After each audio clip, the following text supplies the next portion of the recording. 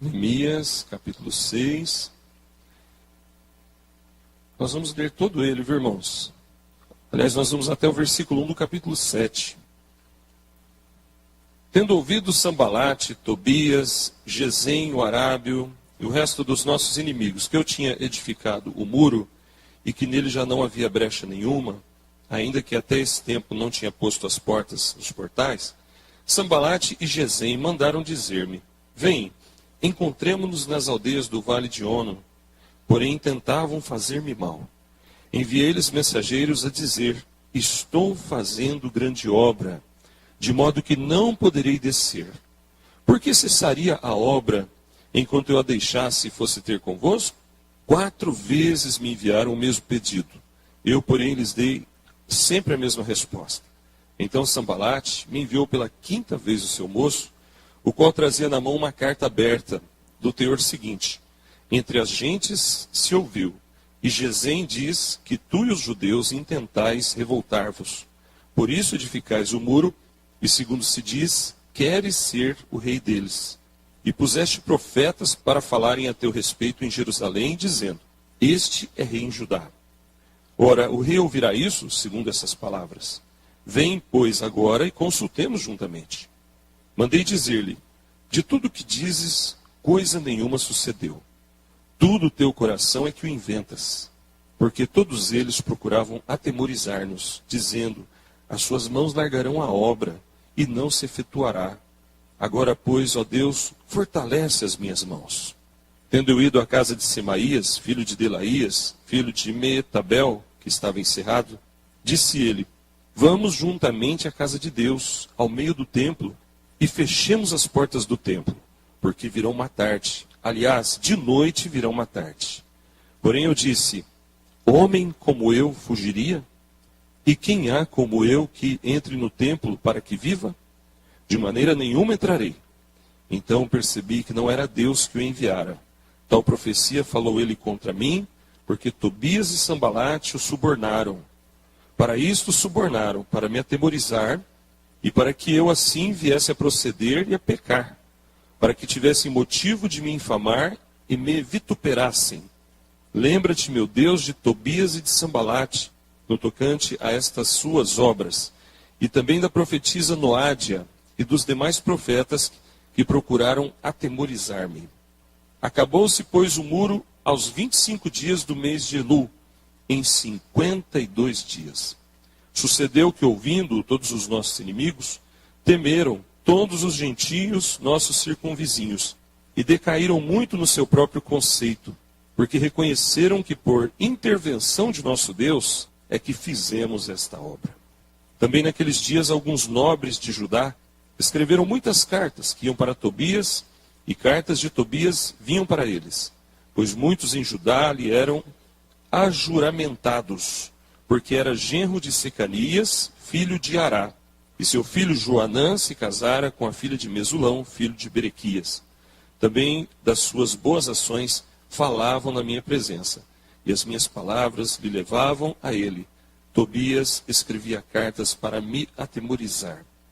E o versículo 1 do capítulo 7, ora, uma vez edificado o muro e assentadas as portas, estabelecidos os porteiros, os cantores e os levitas. Só até aí.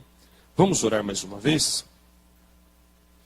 Senhor querido, obrigado porque a tua palavra foi direcionada a nós, quando o Senhor a designou, quando o Senhor preparou, quando o Senhor levantou aquele teu servo que escreveu este livro da Bíblia. E o Senhor já pensava em nós. O Senhor já sabia que nós estaríamos reunidos aqui um dia para buscar o Senhor e a tua palavra. E por isso nós te pedimos agora, Senhor Deus, que o Senhor fale conosco, que a tua palavra entre no mais íntimo do nosso coração e que nós sejamos abençoados, edificados e fortalecidos pelo poder que há na tua palavra. Pedimos a tua bênção e oramos em nome de Jesus. Amém.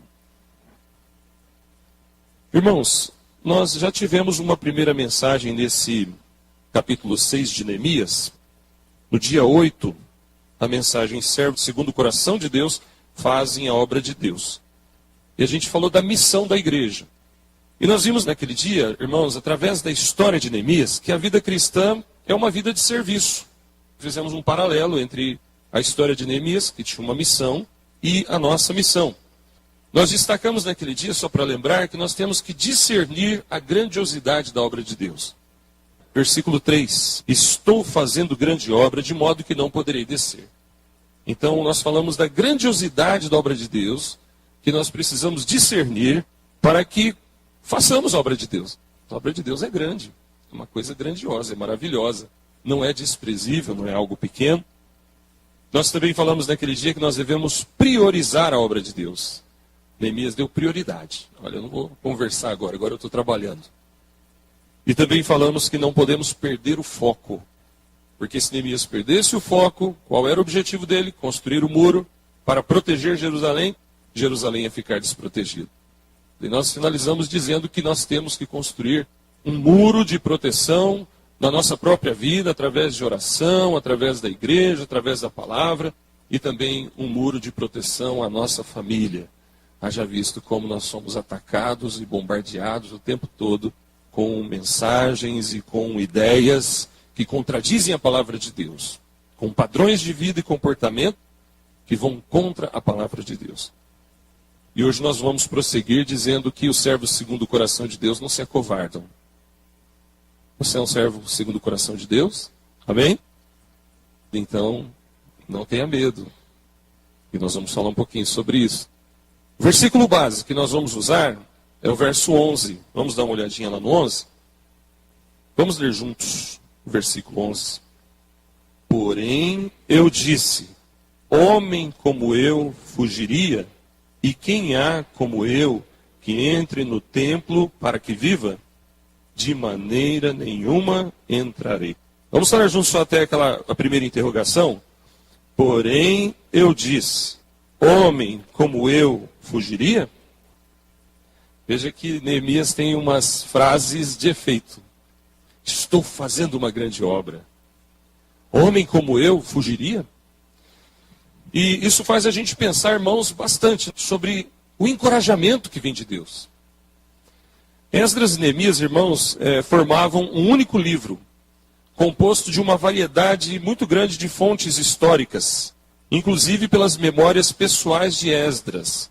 Se você não conhece, eu convido você a ler depois o livro de Esdras, que está um pouquinho antes de Neemias. Se você ler Esdras e Neemias, você vai ver que é a mesma história em duas partes, diante de dois focos, a visão de Esdras e a visão de Neemias. É interessante nós sabermos quando mais ou menos que esse livro foi escrito. Por volta do ano 430 a.C. O povo de Deus havia sido levado cativo para a Babilônia. Pastor, cativo? Como que negócio é esse cativo? Prisioneiro, escravos. Babilônia invadiu a terra deles e levou eles como escravos. Mas por que Deus permitiu isso? Porque eles haviam se distanciado de Deus. Eles haviam abandonado a palavra de Deus. E eles começaram a pecar, se voltaram contra Deus. Já não eram mais servos de Deus, então Deus permitiu que eles fossem levados prisioneiros. E após o período da sua escravidão, Deus prometeu que ia tirá-los dali, e Deus os tirou dali e trouxe eles de volta para a sua terra. E a gente se situa então nesse momento. Uma boa parte do povo já voltou.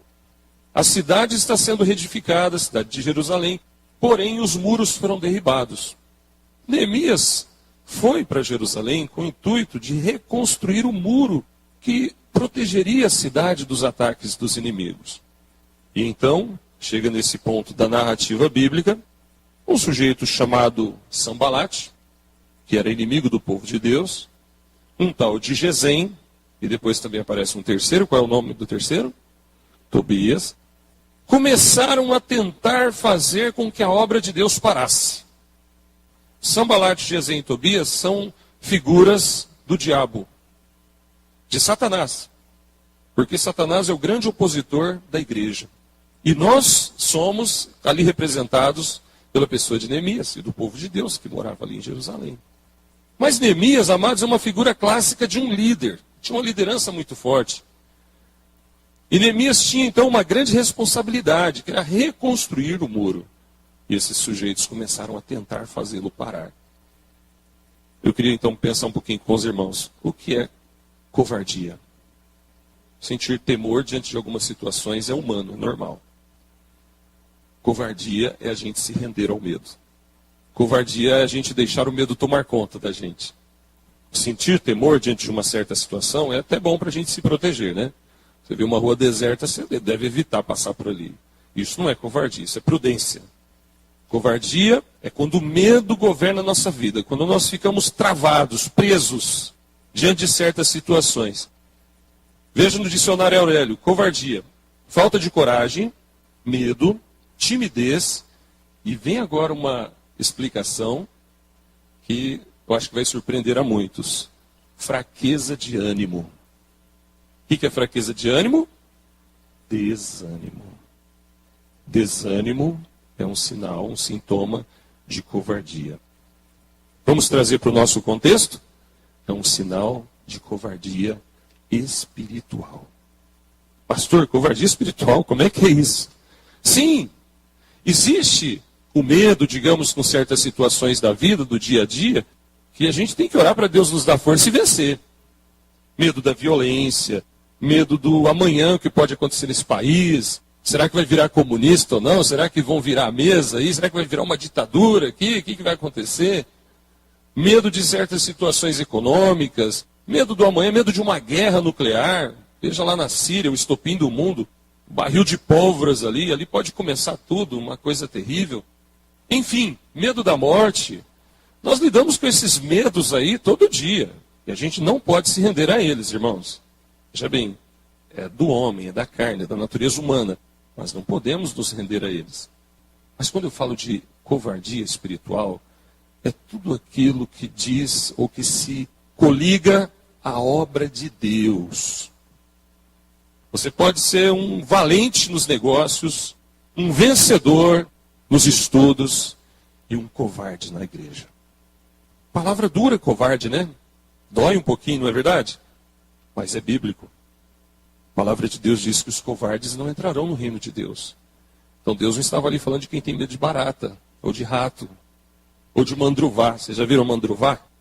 Aqueles bichinhos que dá nas plantas? A minha irmã tinha tanto medo de mandruvá que ela até chorava. Quer dizer, um bichinho que anda que ele dá um centímetro a cada segundo, né? Você vai com o chinelo lá e mata ele. E ela chorava de medo. Eu lembro uma vez uma criança que tinha medo de barata, e aparecia barata, chorava. E um dia eu falei assim, pisa em cima. E quando ele foi, pisou, se sentiu vencedor. Agora eu matei a barata. Venci o medo. Quando Deus fala que fora ficarão os covardes, Deus não está falando dessas coisas aí. Essas fobias que a gente vence na vida, aprende a vencer. Deus está falando de algo espiritual.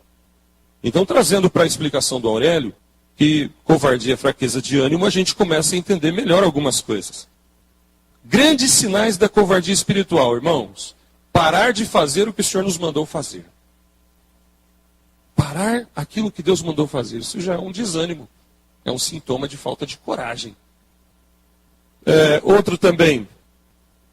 Se ausentar das suas obrigações. Eu sei que vai ter um trabalho na igreja. Mas eu não vou não. Isso é um desânimo espiritual. Alguma coisa estranha que está acontecendo, né? Eu deveria me preocupar mais em estar na casa de Deus, quando vai ter o culto de Deus, a reunião de oração para Deus, o louvor, etc, etc. Exceto quando não dá, né? Problema de saúde, alguma coisa que não impediu realmente.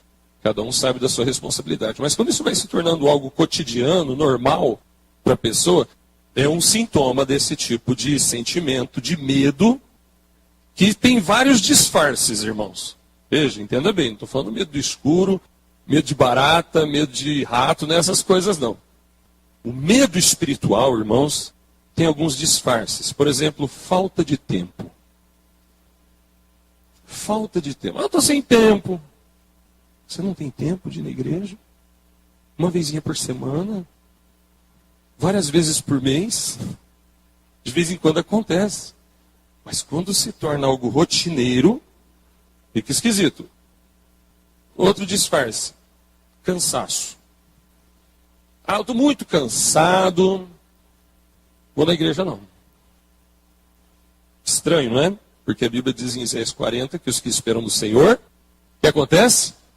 Renova a sua força. Poder de Deus na nossa vida. Senhor, eu estou cansado, estou um bagaço, mas eu vou. Eu sei que o Senhor vai me dar forças. Tem vários outros, né? Gripe, dor de cabeça, indisposição, dor de barriga e por aí vai. Qualquer coisa se torna um motivo para não ir cumprir o seu dever para com Deus. E então, irmãos, nós vemos um homem de Deus, Neemias, e foi um servo de Deus segundo o coração de Deus, porque entre tantas coisas, irmãos, ele não se acovardou, ele não baixou a guarda, ele não desistiu, ele não entregou os pontos. E nós falamos que o servo segundo o coração de Deus não se acovardam. Existem algumas situações aqui no texto que nós lemos, irmãos, que nós vamos tentar trazer para o nosso contexto. O primeiro deles está no versículo 2. Os servos segundo o coração de Deus não se acovardam diante dos perigos e diante dos desafios. Veja o verso 2. Sambalat e Gesem mandaram dizer-me, vem, encontremo-nos nas aldeias do Vale de Ono. O que é essas aldeias do Vale de Ono, irmãos? Esse era um lugar distante, o mais distante possível de Jerusalém, porém dentro do país. Neemias não ia sair da terra dele, mas ele ia ficar bem longe da população, das pessoas. Era uma situação de perigo. Era uma situação onde ele ia ficar fragilizado nas mãos desses homens. E o versículo 2 ainda nos diz, porém, intentavam fazer-me mal. A resposta dele vem no verso 3, faça uma grande obra. Faça uma grande obra, não vou parar. Irmão, você já se sentiu tentado a se acovardar diante de um perigo? Já se sentiu tentado a desistir diante de um desafio? Você já ficou com medo diante de uma situação que parecia grande demais para você fazer? Calma, você não é o único, todo mundo já passou por isso. Todo mundo já sentiu um pouquinho de medo diante de um grande desafio. A diferença, irmão, é que você não desistiu. A diferença é que você foi e enfrentou o seu medo. A diferença é que você está caminhando, dando passos por fé, pisando em cima de serpentes e escorpiões. Neemias fez o mesmo. Ele discerniu o perigo. Preste atenção. O Espírito Santo não nos deixa cair diante de uma armadilha colocada pelo inimigo sem nos avisar antes. Nós é que não prestamos atenção aos recados de Deus. Existem coisas que Deus já começa a nos avisar logo cedo. Olha, se prepara que hoje vai ter uma luta. Se prepara que vai acontecer alguma coisa. E se a gente não ficar preparado, a armadilha vem e a gente cai. Então nós temos que estar atentos. Vigiai e orai para que não entreis em tentação. O espírito, na verdade, está pronto, mas a carne é fraca. E a Bíblia também diz aquele que pensa estar em pé, veja que não caia. Então, muito cuidado. Como que a gente vence o medo diante do perigo? E o perigo, irmãos, mais uma vez nós temos que entender, interpretar isso biblicamente. O perigo não é um bandido com a faca na mão ali que vai tentar nos atacar. É o perigo de cair no pecado, irmão. É o perigo de desagradar o Senhor. É o perigo de perder uma bênção que Deus está preparando para nós e porque nós não estávamos ali na nossa posição certinho, como Deus mandou, a gente acaba se enfraquecendo e perdendo uma bênção. Então, muito cuidado. Como que nós vamos vencer, amados, o medo diante do perigo? É se concentrando na obra. Olha, veja o que Neemias fez. Ele responde para eles, eu estou fazendo uma grande obra, não vou parar não. Negativo. Irmãos, nós muitas vezes perdemos certas batalhas quando nós damos ouvidos ao inimigo e cessamos a obra que Deus mandou a gente fazer. Era exatamente o plano de Sambalat, não era? Vamos chamar ele, ele vem, ele para de fazer a obra e a gente mata ele. A gente acaba com ele. E então a obra de Deus cessa. Veja, irmãos, Deus está dizendo aqui para nós, não cessarmos a obra. Isso é coragem. Não cesse a obra. Fala para o irmão do seu lado, não cesse a obra, irmão. O inimigo ali no contexto de Neemias tinha mais algumas coisas para fazer. Qual que é o próximo desafio que poderia trazer medo para ele e ele venceu? A insistência do inimigo. Está aí nos versículos 4 e 5. 4 vezes me enviaram o mesmo pedido, eu, porém, lhes dei sempre a mesma resposta. 4 vezes. Toda hora vinha aquele recado. Vamos lá, rapaz. Vamos lá no Vale de Ono. Vamos lá trocar umas ideias. Veio de novo. E aí vem uma quinta vez, né? Versículo 5. Então Sambalate me enviou pela quinta vez o seu moço que trazia uma carta aberta. 5 vezes aqueles sujeitos insistindo com ele. Imagine, irmão, você que é casado e você conhece uma pessoa no seu trabalho, ou você que é solteiro, conhece uma pessoa na sua escola, e essa pessoa começa a dar em cima de você. Começa a te convidar para sair, começa a te convidar para ficar, começa a te chamar de meu anjo, de gatinho, de amor, de meu bem. No mundo isso é até normal. Imagine você que conhece um amigo que é maconheiro, ele fica te chamando para dar umas tragadas. Não, vamos lá dar uma bola. Ou você tem um amigo que é bebum e ele fica te chamando para ir no boteco. Vamos lá tomar uma. Chama uma vez, você fala não. Chama 2, você fala não. Chama 3, você começa a negociar, irmão. Quem sabe, né? Pode até ser. Chama uma 4ª vez, você fala, bom, eu acho que eu vou. Chama uma 5ª vez e fala, não, eu sou homem, eu tenho que ir. Irmãos, o inimigo é insistente. O inimigo não baixa a guarda, irmãos. Veja, aqueles homens são figuras, eles representam o inimigo. Eles são o inimigo de Neemias. O grande inimigo da nossa alma é o diabo. O diabo vai pôr pessoas para tentar fazer você cair, insistir com você. Fazer uma negociata, fazer alguma coisa que desagrada a Deus. Sei lá qual é o ponto que você vai ser perseguido. Mas você vai ser perseguido. Todo mundo vai ser perseguido. Nesse mundo tereis aflições. Tentação tem a vida inteira e vai ter. Se nós não aprendermos a dizer não, se nós não aprendermos a resistir ao mal nos apegando ao bem, a gente vai virar um joguete na mão do inimigo. Vira uma marionete. A pessoa vem e chama e você aceita. A pessoa vem e convida, você aceita. O diabo não pode falar com você, ele manda um servo dele falar com você e você aceita. E como é fácil a gente tropeçar, não é, irmãos? Não digo coisas mais graves, mas tropeçar na falta de paciência, tropeçar na falta de ética, tropeçar na falta de amor, tropeçar na falta de controle emocional. É tão fácil, é sutil demais. De repente, a gente já explodiu. De repente, a gente já tratou mal. De repente, a gente já falou que não devia. De repente, a gente já pensou que desagrada a Deus. Isso é do homem, isso é humano. Mas, irmãos, se nós nos acomodarmos e falarmos, a vida é assim mesmo, todo mundo é imperfeito, amanhã não vai ser um pecado pequeno, vai ser um pecado maior. Existe um ditado popular no nosso contexto, que não existe pecadinho nem pecadão, tudo é pecado, né? Mas isso não tem na Bíblia, viu? Não tem na Bíblia. O que Jesus falou é que quem olha com intenção impura já adulterou. Mas é diferente de quem adultera de fato em prática.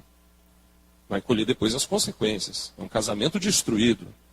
É uma criança que vem agora e você vai ter certos cuidados. São situações pelas quais você vai pagar um preço depois. A confiança, acima de tudo, fica desmoralizada. Então, muito cuidado, irmãos. Vamos tomar bastante cuidado. Porque o inimigo é insistente. Ele vai ficar sempre tentando nos destruir. E você, com certeza, já sabe qual área onde você é mais atacado. Então, vigie.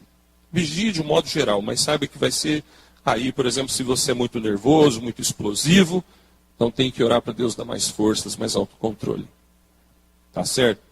Se você tem um histórico no passado de drogas, de álcool, de cigarro, saiba que você vai ser sempre uma pessoa que tem que lutar contra isso. Daqui 20 anos, você vai ter que continuar lutando contra isso. Um dos lemas do Alcoólicos Anônimos é que você tem que vencer um dia de cada vez. E que não existe ex-alcoólatra. O que existe, como é que eles falam mesmo? Que é o alcoólatra abstinente, não é isso? É o abstinente. Porque se você começar a pensar, aí eu venci e parei esse pecado, seja qual for, agora eu sou vitorioso, tranquilo, não preciso mais vigiar, baixou a guarda, o inimigo vai tentar. Mas se você vigiar sempre, quando o inimigo começar a chegar perto, você começar a moringar, que vem uma tentação, você já fala, sai em nome de Jesus, você sai vitorioso. Você já aprendeu a descobrir as pegadinhas, como ele vai atacar. Tá certo? Com muito cuidado. Mas, irmãos, Neemias não se acovardou diante das maledicências. Maledicências, veja o versículo 6 e o 7. O que dizia aquela quinta carta? Veja lá, do teor seguinte, verso 6. Entre a gente se ouviu, Gesem diz, que tu e os judeus intentais revoltar-vos, por isso reedificais o muro, e segundo se diz, quereis ser o rei deles. Ah, você está fazendo o muro porque você quer ser rei. Você está querendo ser o rei aí, você está querendo virar a mesa e se tornar o rei. Estão falando, já era mentira. E o verso 7. Puseste profetas para falarem a teu respeito em Jerusalém, dizendo, este é o rei de Judá. Ou seja, Neemias, eu já captei o que você está fazendo aí. Você quer moral, rapaz. Você quer aparecer. Você quer ser rei. E mais, hein? Estão falando aí que você pagou os profetas lá. E os profetas vão declarar para a população, assim diz o Senhor, Neemias é o rei. E aí o povo então vai querer que você seja o rei deles, porque eles vão acreditar no profeta. Você está subornando o profeta agora, Neemias. Estão falando isso de você. Como é difícil vencer a maledicência. É complicado demais. A resposta de Neemias vem no versículo 8. Olha só a tranquilidade dele. Neemias é um cara centrado, é um cara seguro da sua fé, seguro do seu Deus. Porém eu mandei dizer-lhe, verso 8, de tudo que dizes, coisa nenhuma sucedeu, mas tu do teu coração o inventas. Ponto. Acabou. Fim de papo. Isso é mentira. Ponto final. Uma das maiores vitórias, irmãos, do inimigo nessa questão da maledicência é quando a gente esquenta a cabeça com isso. Quando a gente esquenta a cabeça com isso e começa a ficar muito preocupado, e começa a ficar muito chateado, zangado, não é porque alguém falou, deixou de falar, aí a coisa cresce. É igual apelido. Apelido é assim, não é? O sujeito chama, inventa um apelido lá, e a pessoa fica nervoso, aí pega. Mas se ele não der bola, se ele não ligar, daqui a pouco acaba, daqui a pouco o pessoal para de falar. Mas quando é maledicência, é doído porque mexe com a nossa dignidade. Mexe com o nosso respeito, mexe com a nossa... Coisa em falta em alguns lugares hoje em dia, né? Mas para crente não, que é o brilho, a vergonha na cara. A pessoa nem fica vermelho, peraí, devia ficar, não é? Autorrespeito, peraí, o que estão falando? No entanto, irmãos, nós não podemos nos deixar dominar por esse sentimento. Não é falta de dignidade, é controle. Irmãos, o diabo usa muita maledicência para tentar tirar servos de Deus da obra de Deus. Então nós não podemos dar atenção às mentiras. Se alguém falar alguma coisa de você que é uma mentira, você não deve dar tanta bola para isso. Faça como Neemias. Responda o que tem que falar e ponto. Não é nada disso, acabou. Não se deixa bater. Tem muitas pessoas, irmãos, que se desanimaram até de ir à igreja por causa de maledicência. Por causa de fofoca, por causa de conversinha. Muito cuidado. Nós não podemos ser aqui os transmissores de mensagens satânicas, infernais, que vão tirar a gente do caminho de Deus, que vão trazer desgosto. Nós temos que ser mensageiros da paz. Falar com amor, com sabedoria. Se tem que falar alguma coisa, procura a pessoa, olho no olho. Certo? Amém, irmãos? Não fale por detrás. Porque lá em Provérbios 6, 16 a 19, vamos ver lá. Segura o texto de Neemias, por favor, e abre lá em Provérbios, capítulo 6, 16 a 19. Deus odeia alguma coisa, irmãos? Meu irmão tá atento, hein? Quem pensou que Deus não odeia, não conhece muito bem, hein? Vamos lá, Provérbios 6, 16 a 19.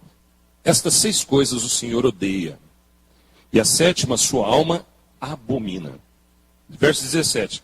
Olhos altivos, língua mentirosa, mãos que derramam sangue inocente, o coração que maquina pensamentos perversos, pés que se apressam a correr para o mal, a testemunha falsa que profere mentiras, e o que semeia contendas entre irmãos. Então, irmãos, Deus odeia. Mas a palavra ódio aqui, amados, é colocada para falar da ira de Deus. Deus se ira. Porque no nosso contexto, ódio é uma coisa que nós não devemos ter no coração, certo? Então dizer que Deus odeia fosse alguma coisa errada, pode causar essa sensação, peraí, mas Deus é amor, como Deus pode odiar? É a ira de Deus. Deus fica irado, Deus não gosta. Por isso que o termo é pesado, Deus odeia. E a última coisa, a alma dele abomina o que semeia contendas. Então, o que Sambalate estava fazendo ali era levantando um falso testemunho. Isso pode acontecer também, irmãos, na nossa vida. Na vida de um crente, na vida de um homem de Deus, de uma mulher de Deus. Mas olha, irmão, se isso acontecer, fique firme. Porque Deus é o nosso juiz. Deus é o nosso juiz. E Deus se encarrega de trabalhar a nosso favor. Então não fique muito preocupado com certas situações. Descansa no Senhor. Mas façamos a nossa parte. Não vamos dar brecha para o inimigo. Não vamos dar lugar ao maligno. Amém, irmãos? Veja que Neemias foi seguro. Isso que você está dizendo é mentira. E continuou a obra. Veja, ele não parou a obra por causa disso. Tudo isso era tentativa dos caras lá de tirarem ele da edificação do muro. E então, amados, surge aqui o quarto desafio que poderia acovardar algum de nós, e Neemias passou por isso. O medo. Nós já falamos do medo, mas no versículo 9, parte A, fala um pouco mais. Porque todos eles procuravam atemorizar-nos, dizendo, as suas mãos largarão a obra e não se efetuará.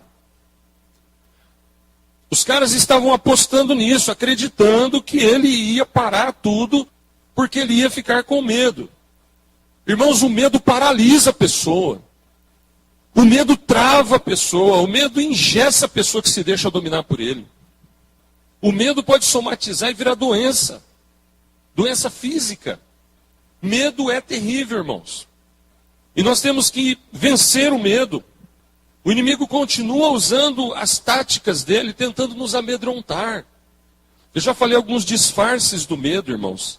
Então nós temos que tomar cuidado, porque alguma atitude nossa para com a obra de Deus, eu digo atitudes contrárias, porque aquela pessoa não se apega mais, porque aquela pessoa não se entrega ao Senhor, porque aquela pessoa não busca mais a Deus.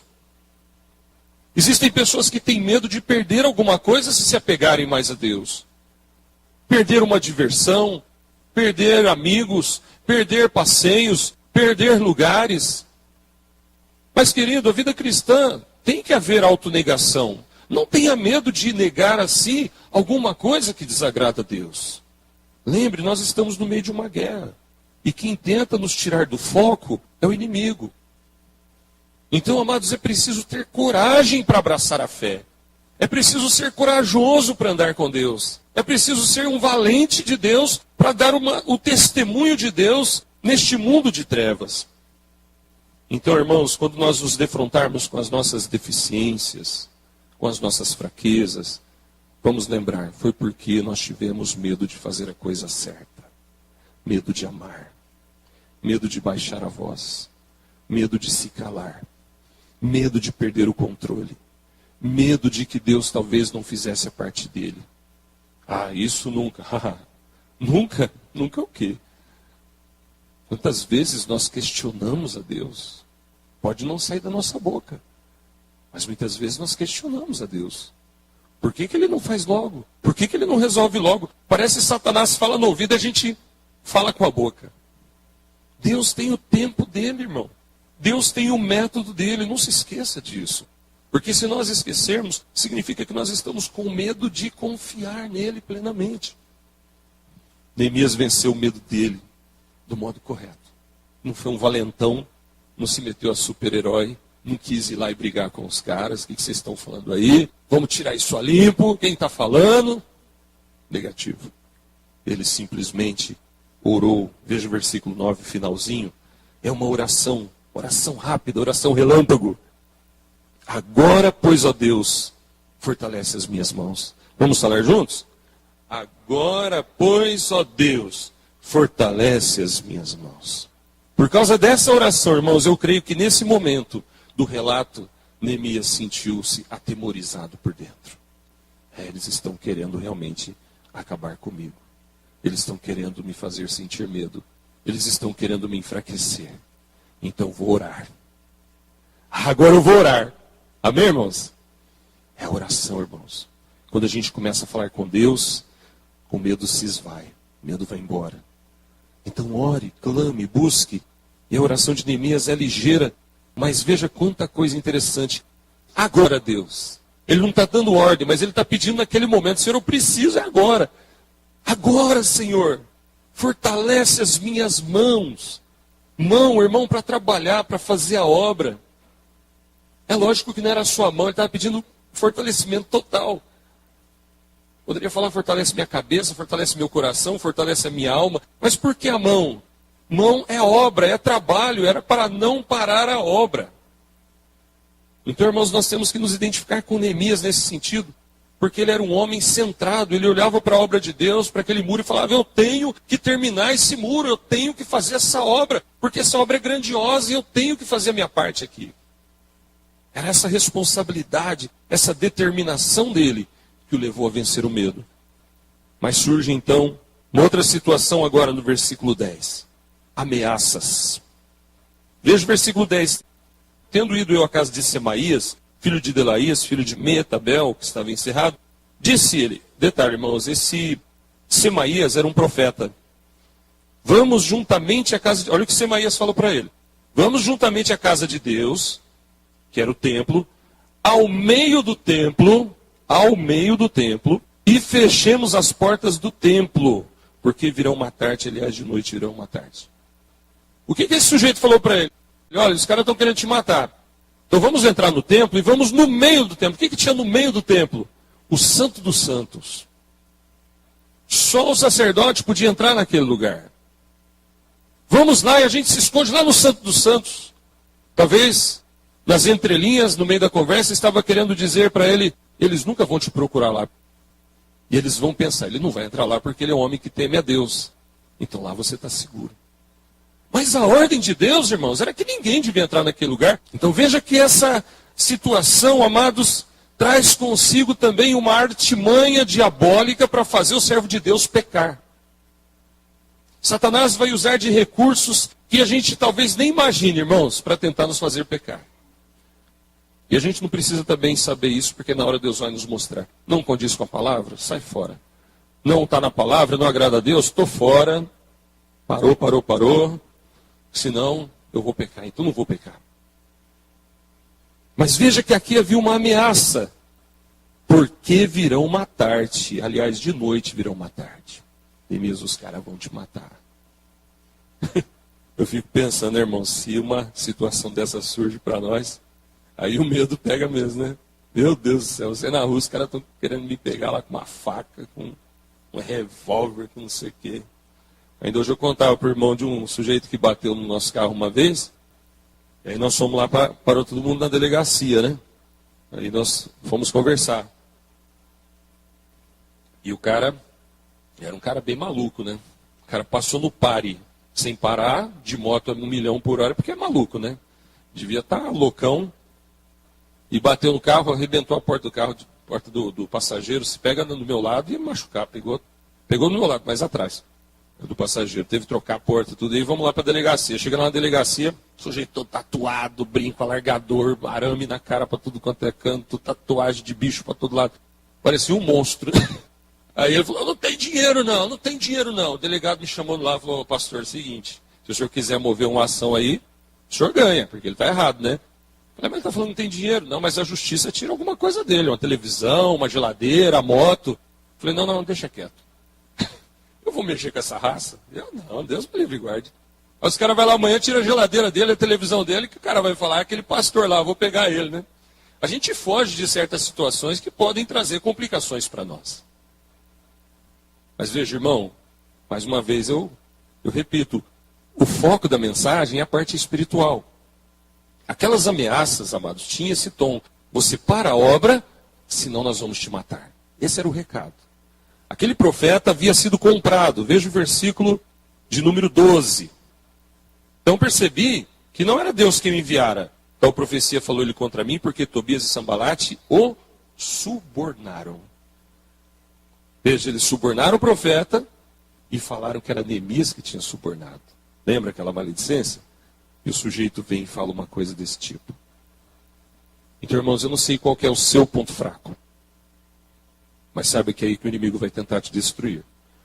Eu creio que todos nós já identificamos, já sabem onde é o seu ponto fraco. Talvez seja o nervosismo, talvez seja área moral, área sexual, talvez seja bebida, talvez seja linguajar obsceno, talvez seja más companhias. Tem alguma área da nossa vida que nós somos atacados. Então, quando a gente der uma resvalada, um escorregão, nós temos que pedir perdão, não é? Tem que pedir perdão.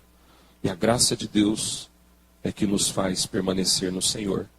Mas se nós não nos controlarmos, essas ameaças, essas tentações, essas fraquezas vão nos destruir. Nós temos que vencer, irmãos. O inimigo nos ameaça. Ele rilha os dentes contra nós. Ele rosna, ele ruge. Está como o leão que ruge procurando quem possa tragar. E quando a gente dá uma falhadinha, fica aquela culpa, aquela consciência pesada. A gente tem que orar para Deus nos purificar, tirar de nós a culpa, tirar de nós a sensação ruim, devolver a alegria. Salmo 51:12, Senhor, me devolve a alegria da tua salvação. Veja que Neemias foi atacado duramente, irmãos. Estejamos atentos, irmãos. Quando Pedro falou para Jesus que enfrentaria até a morte, Jesus falou, Pedro, essa noite você vai me negar 3 vezes. Lembram disso? Senhor, estou disposto a ir contigo até a morte. Senhor, eu estou forte. Eu sou forte no Senhor. Eu sou homem de fé. Eu vou até a morte. Confia em mim, Jesus. Aí Jesus olha para ele e fala, antes que o galo cante 2 vezes, você me negará 3 vezes. Sabe, irmãos, às vezes a gente acha que está tudo bem conosco. Mas nós temos que ser realistas. Senhor, ajuda. E a palavra de Deus diz em Romanos 12, porque pela graça que me foi dada, digo a cada um dentre vós, que não pense de si mesmo além do que convém. Antes pense com moderação, segundo a medida da fé que Deus deu a cada um. Então, muito cuidado, irmãos, porque essas situações que nos amedrontam, espiritualmente falando, podem trazer de novo aquela sensação de medo. Lembra, o medo espiritual nos faz parar a obra de Deus. E por último, vamos partir aqui para a última parte. Houve ali ainda algumas artimanhas do inimigo, dos versículos 10 e 11, 13 e 14. Diz a palavra de Deus no versículo de número 13. Vamos direto ao 13. Para isso subornaram, para me atemorizar, e para que eu assim viesse a proceder e a pecar, para que tivessem motivo de me infamar e me vituperassem. Algumas dessas artimanhas que o inimigo usa, né? A difamação.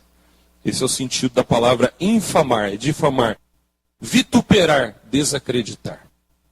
Quando a gente cai no descrédito, irmãos, é complicado. Pastor principalmente, né? E se fala de pastor nesse país, misericórdia. Uma vez uma pessoa falou isso para mim, pastor não sei o quê, e ele era, acho que, médico. Eu falei assim, também tem bastante advogado, que às vezes as pessoas falam, polícia, pedreiro, pintor, médico. Não é só pastor que é mal falado, não. Todas as profissões, todas as funções têm os bons e os maus.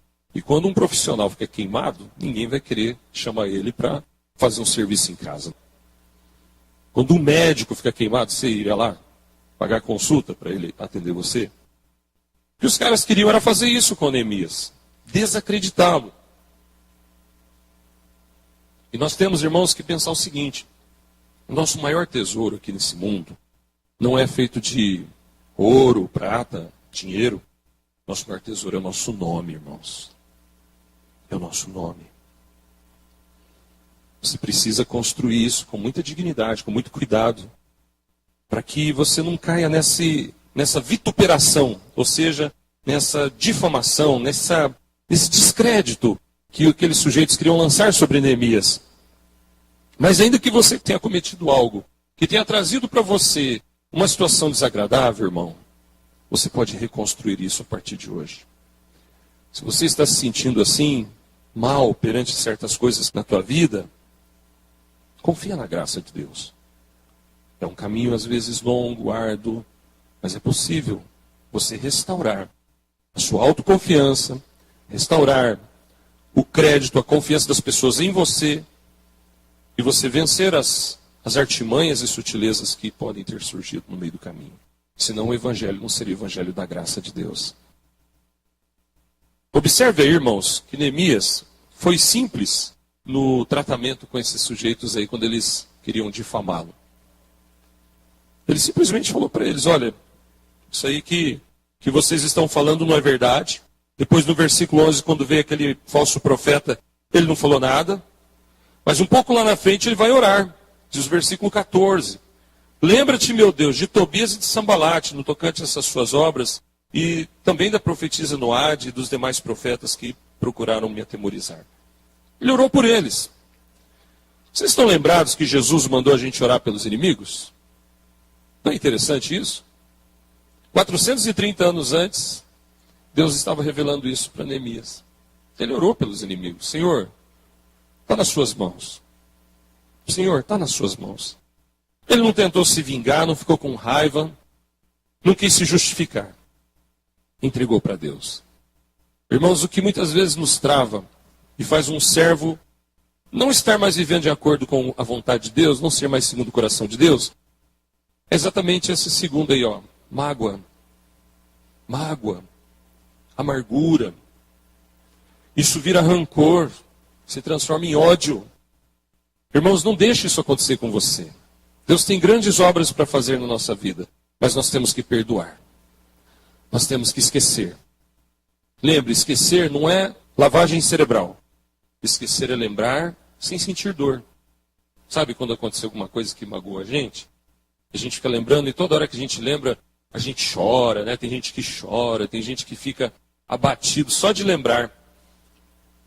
Mas nós temos que perdoar. Porque esse sentimento não provém de Deus. É uma ferida na alma.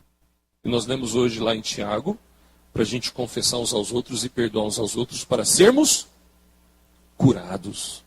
Curados. Deus cura, mas nós temos que perdoar. E orar. Jesus disse, olha, ame seu inimigo, ore pelo que te persegue. Ou seja, entrega nas mãos de Deus. Não deixa a mágoa corroer você, destruir você e tirar você do foco. Qual que é o nosso foco, irmãos? Fazer a obra de Deus. Fazer a vontade de Deus. Fazer a obra de Deus. Finalizando, irmãos, lá em Apocalipse 21:8, se você puder abrir a sua Bíblia, tem um alerta de Deus. Vamos lá? Apocalipse 21:8, último livro da Bíblia. Veja que nós enfatizamos na mensagem de hoje que Neemias não se acovardou. Ou seja, ele venceu o medo, venceu as maledicências, venceu os seus inimigos, aqueles que se levantaram contra ele. E por isso, ele é visto na Bíblia como um homem corajoso. Veja que ele não pegou em armas para lutar, mas ele foi corajoso para fazer a obra que Deus havia ordenado para ele fazer. E aqui em Apocalipse 21:8, tem um alerta de Deus para nós. Quanto, porém, aos covardes, e aí tem uma listinha, hein? Aos incrédulos, aos abomináveis, aos assassinos, aos impuros, aos feiticeiros, aos idólatras, a todos os mentirosos, a parte que lhes cabe será no lago que arde com fogo e enxofre, a saber, a segunda morte. Por isso, irmãos, que essa covardia da qual a gente fala, esse medo do qual a gente fala, não é o medo de insetos, é medo de abraçar a obra de Deus, é medo de fazer a vontade de Deus, é medo de dizer, está na Bíblia, eu creio a palavra de Deus, então eu vou fazer. É medo de perdoar, é medo de amar. Que você vença esse medo em nome de Jesus. Seja qual for o medo que talvez ataque, seja qual disfarce o medo usar para te atacar. Que você vença esses medos, que você vença as barreiras, para que você possa fazer a obra de Deus, que é o objetivo da sua existência na face da terra.